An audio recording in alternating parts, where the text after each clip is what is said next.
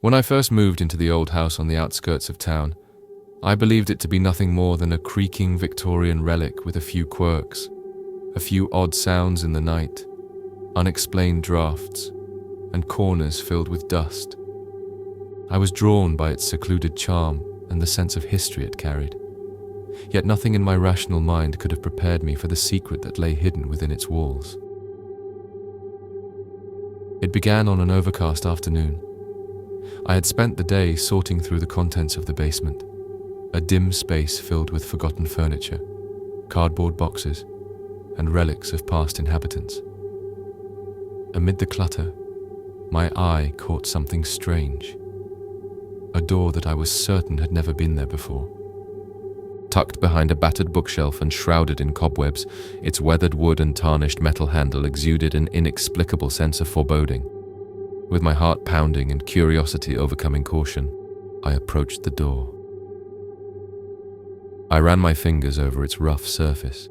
It was cold and strangely pulsating, as if it harbored a heartbeat of its own. With a hesitant twist of the handle, the door creaked open to reveal a narrow, shadowed passage. The threshold seemed to beckon me inward, inviting me to step beyond the confines of the familiar basement into something wholly otherworldly. The passage was dimly lit by a faint, otherworldly glow emanating from unseen sources. The walls were lined with crumbling plaster and mysterious, almost indecipherable symbols etched deep into the stone. As I stepped inside, the air grew noticeably colder, and an eerie silence swallowed any sound of life from behind. I soon discovered that time lost all meaning here. The corridor twisted and turned unpredictably, expanding into a labyrinth of narrow hallways and hidden chambers that defied normal logic. At first, the oddity of the space was merely unnerving. I passed rooms filled with relics from eras I couldn't possibly place. Antique furniture draped in decay, stacks of yellowed papers inscribed with desperate handwriting, and odd artifacts that hinted at rituals and traditions long forgotten.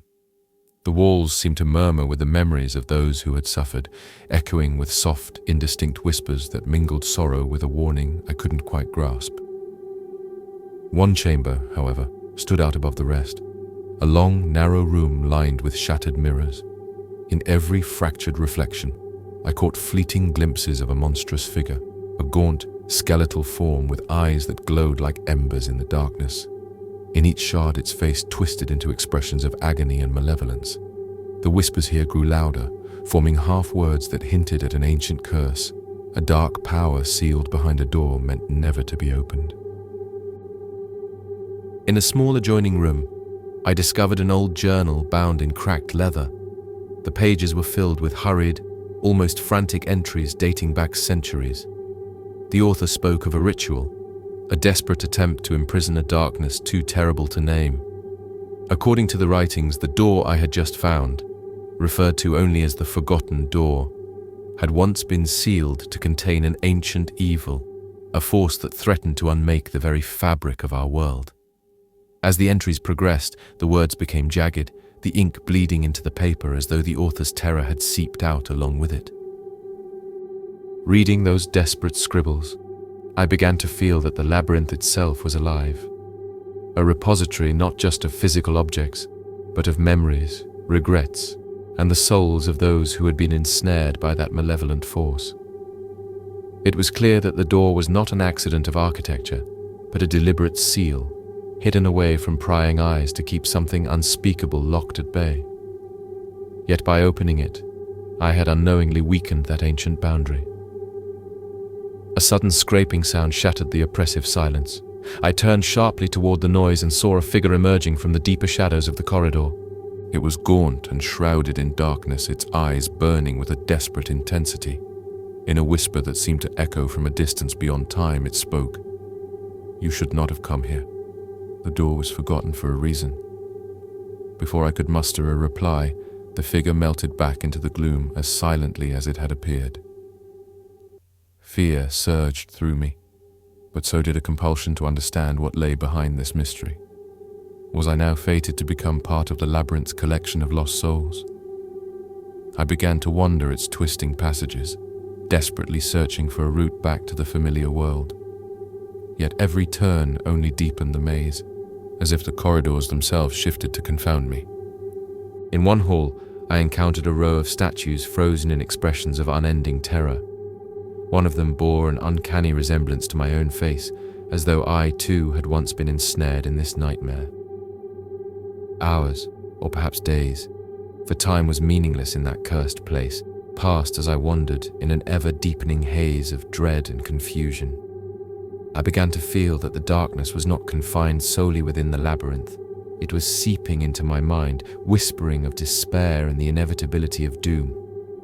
A distant rhythmic pounding filled the air, a deep, resonant throb that seemed to emanate from the very walls, echoing like the beating of an ancient heart. The sensation was overwhelming, as though the entire labyrinth were awakening, its slumbering evil stirring and stretching its tendrils outward.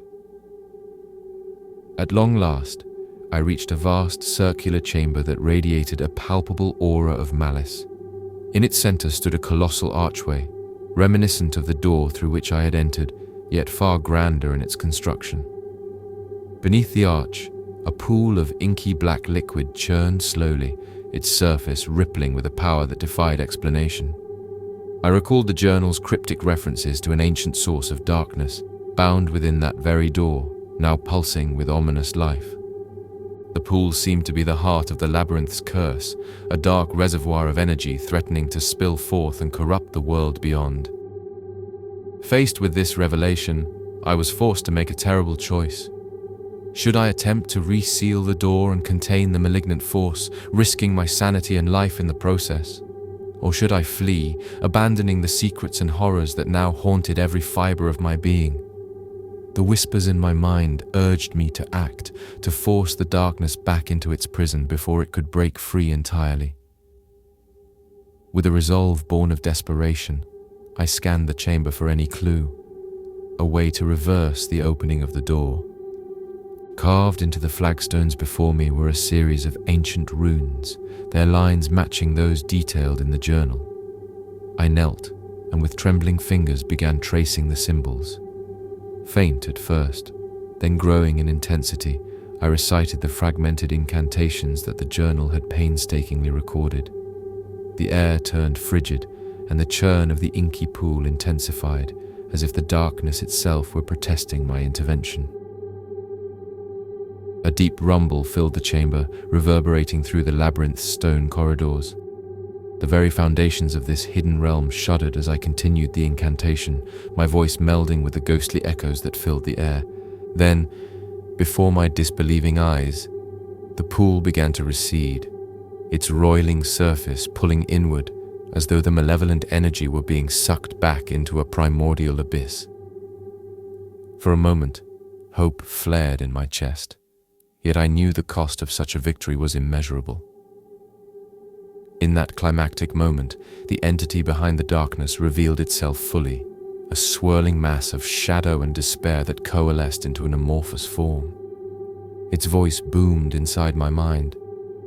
"You dare challenge the fate sealed long ago? You will not contain what has been forgotten." The confrontation was both physical and mental, a titanic battle between my fragile will and the ancient power I had dared disturb. I could feel the entity's malice clawing at my thoughts, threatening to overwhelm me, yet I clung to every word of the incantation as a lifeline.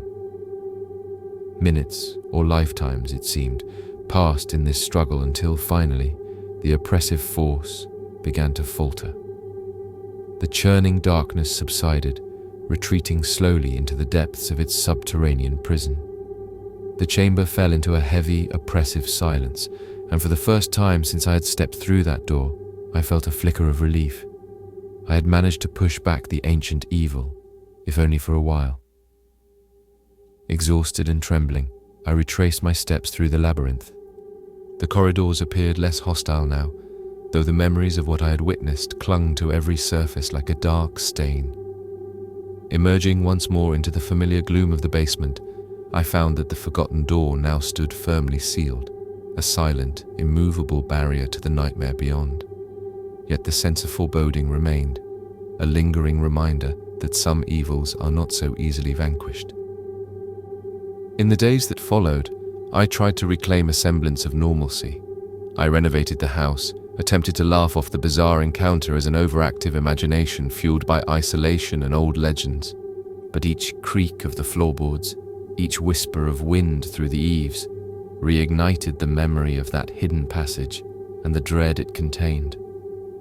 I would wake in the night to find shadows dancing at the edges of my vision, and I couldn't escape the haunting echo of that relentless, ancient heartbeat. Now, as I sit alone in the dim light of an autumn evening, I know the truth with an aching clarity. The forgotten door is a wound in the fabric of our reality, a seal meant to keep an unspeakable darkness at bay. Though I have sealed it once more, I fear that the ancient evil is not truly vanquished, only postponed, waiting patiently for another lapse, another moment of weakness. And sometimes, when the night is particularly still, I swear I can hear that distant rhythmic pounding, a reminder that the darkness is never completely at rest. In the end, I have learned that some secrets are better left undisturbed. The door in the basement may be locked away, its existence a silent testament to the fragile boundary between our world and the horrors that lurk beyond. Yet the scars remain, etched deep within my soul, a perpetual reminder that the past, with all its terror and sorrow, is never truly forgotten.